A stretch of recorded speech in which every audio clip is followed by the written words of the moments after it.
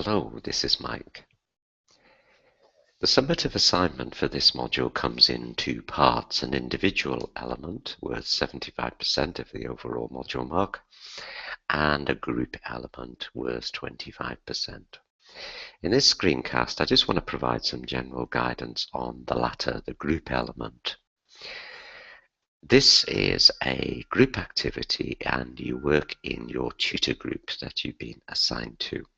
We put them together on the basis of where people are located in the world, and so it should be feasible to work across international borders and time zones because no one is more than 2 hours apart from each other, and considerably less in most cases.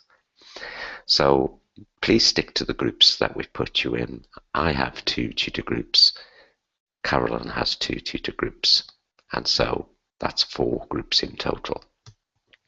The object of the exercise is to review the social media activities of an organization and to come up with some suggestions for improvement based on tools from the module.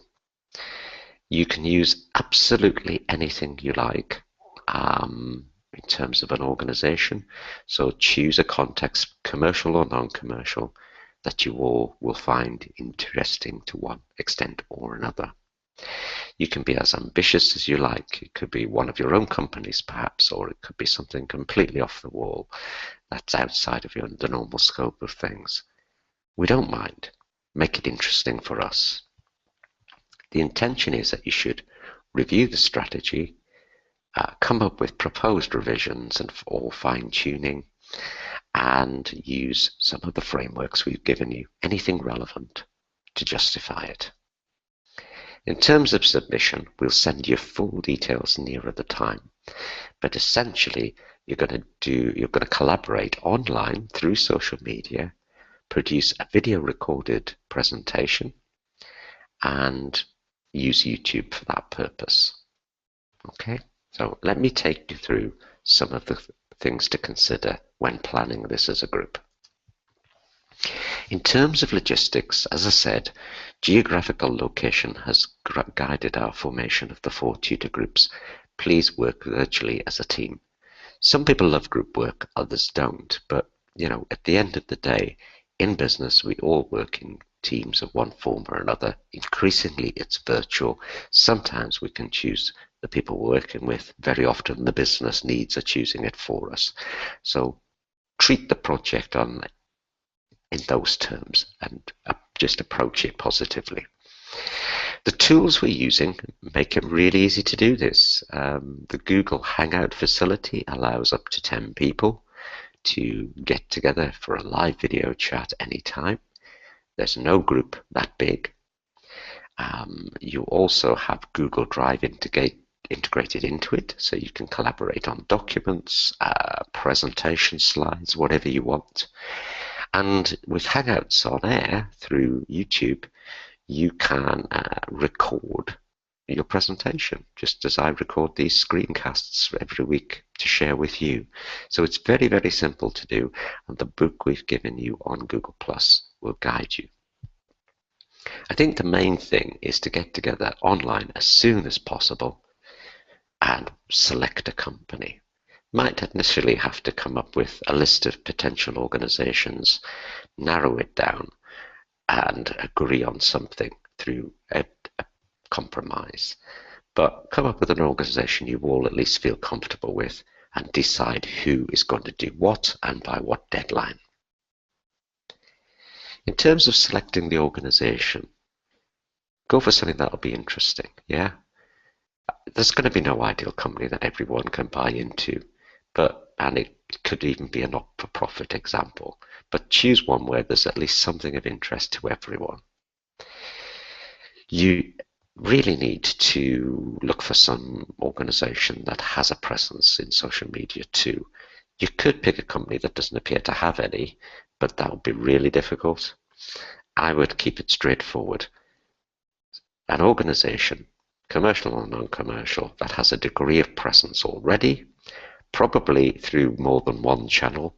So maybe it'd be Twitter and Facebook. A couple of channels at least gives you more to say and suggest in terms of improvements. Don't go for an organization that's very, very good. You find it difficult to make suggestions for improvements. Equally, don't go for anything that's too bad. Yeah? If it's that bad, you're not going to cover it in the time available to you. Try to avoid cliche companies, too. Karen and I, on various modules, have set group activities, and the number of times we've sat through presentations on Apple, for example, is unbelievable. So try to make it a bit more interesting and stand out from a crowd. And think access from the outset. How easy is it for all of you, wherever you're based, to be able to explore their channels and get data? That's the key thing. How easy is it going to be to review their activities?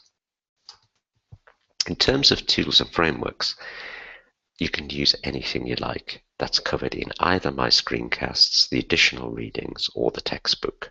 Anything you like. But be selective, please. Yeah? Don't try and put every single tool or framework in there.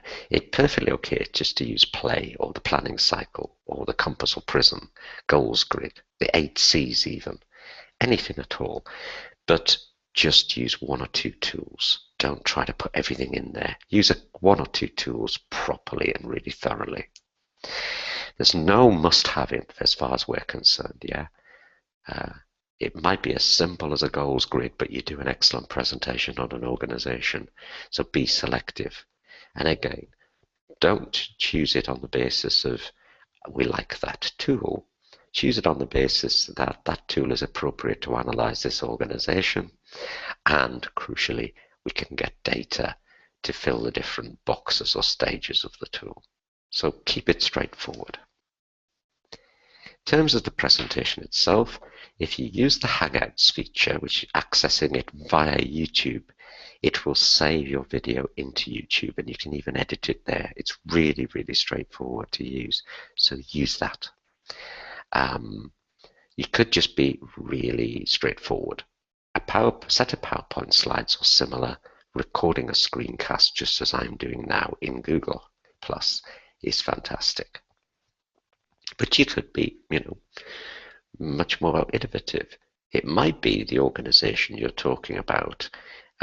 You just want somebody talking to camera, no slides at all. And if you have a member of your group who can do that in a really interesting way, that's great. Sometimes simple is best. Or you might want to be very complex and graphical. You might have a wizard in your team who is good with using packages such as Prezi. It's entirely up to you. Also, although you can have up to 10 people in a Google Hangout, and I'm asking you to use Hangouts to record your video, don't try and have all 10 of you taking part in the presentation. Yeah, one or two speakers is enough and much more practical to manage. This is as much a test of your planning skills as anything, and think about content rather than media production. Keep it straightforward. In terms of working together, I'd, early on elect a coordinator, someone who in your group perhaps has the most time to take the lead on things, and share out the tasks. You could have one or two people, as I've already said, presenting. You could have someone who's good at producing slides or Prezi presentations or whatever you want to use. You could have a couple of people who are really good at pulling data together for the strategic analysis. Share the tasks out. Make this as painless as possible. Take advantage of working in a group rather than seeing it as a potential obstacle. In terms of marking, we are looking for your application of the tools to understand how good or bad an organization is and to justify suggested improvements. It's as simple as that. It's nothing complex. It's just a presentation. In terms of the marking, also to answer the inevitable question I always get, it is not anonymous. Presentations in the university are not anonymous, whether they're in the classroom or online, and everyone gets awarded the same mark regardless. Every group member will achieve, we just mark the presentation and you all get the same grade. So it's important to organise yourselves, as you have to do in the world of business every day, I'm sure, and to share the tasks out accordingly.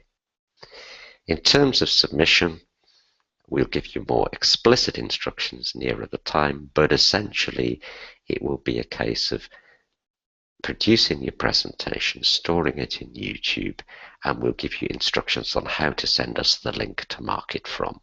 It usually works really great, this. It's one of the simplest submission methods ever, and it's easy for us to quickly mark your presentations and give you really good feedback. So please run with it.